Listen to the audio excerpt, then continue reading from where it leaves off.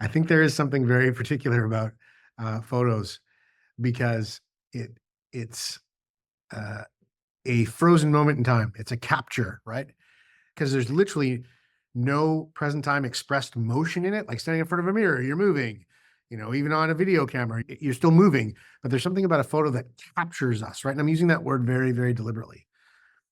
And if it captures us at an unflattering angle, or it captures us in a way that we are surprised to see ourselves in, it starts to feel like evidence, right? In the case of litigation against us, that brings us closer and closer and closer to feelings of shame.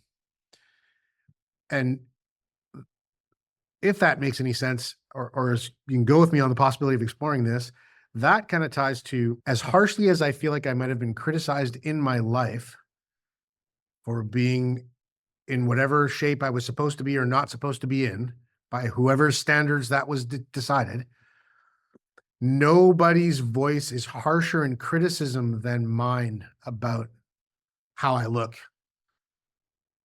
especially in a photo, right? Where there's a captured image of, oh, it's undeniable. See, look at you there, right?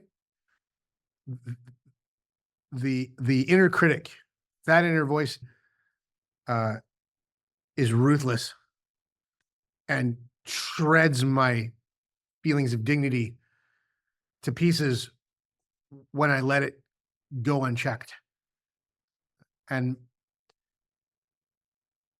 that's a really profound thing, that a kind of awareness that I've landed in, here in my mid 50s. I'm like, oh, wow, that's what's been going on. Because that voice has been torturing me since I was a kid.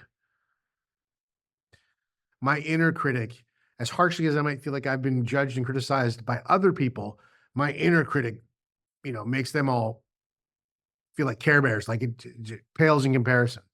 That's what makes it feel like it's got that like feeling of like evidence. It's litigation. Like, this is the case that proves it, right?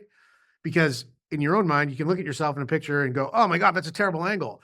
But nobody else in the picture is at a terrible angle, right? In your perception, everybody else looks great. Or even if they don't, somehow we find a way to invest in the idea that we look worse than everybody, right? And it sort of brings that idea of like, oh, I've been summated. That's the summation of me. And now it's because it's captured, that's all people are going to judge me on, right? Those kinds of ideas. The other thing I wanted to add to that possibility of it being true that you're not going to have any harsher a critic outside you than the one that comes from inside you,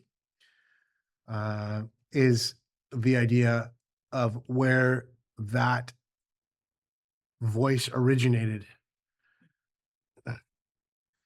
And in my own examination around that idea, the place where I found like I started to get movement and traction and could create some new space for myself to look at what that voice was saying and actually like listen to it as opposed to just be influenced by it. You get the difference I'm getting at, right? And when I've blamed myself for the existence of that voice, I get nowhere. When I've acknowledged that that voice is there and it's trying to impact and influence me, and I take responsibility for it, which was a very, very steep curve idea at first, I started to understand more and more and more where that voice came from. And that voice is the accumulation of anything that you felt and you've heard and you've seen expressed by others, whether it was about you or about other people, that just gains momentum, right? The longer that you're alive and that voice goes unchecked. So that voice speaks in a learned behavior is what I'm ultimately getting at.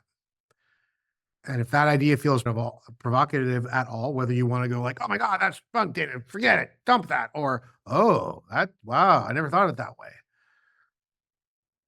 Even just stopping long enough to examine it, to get to a place where either you want to continue to pursue that exploration or reject it, is a little bit more space that you had than before, when all you did was, well, that's my voice. I don't like what that voice is saying, but I can't control it. I can't stop it. So now am I not going to only let that voice beat me up and bully me? I'm going to beat myself up and bully myself because I can't stop that voice.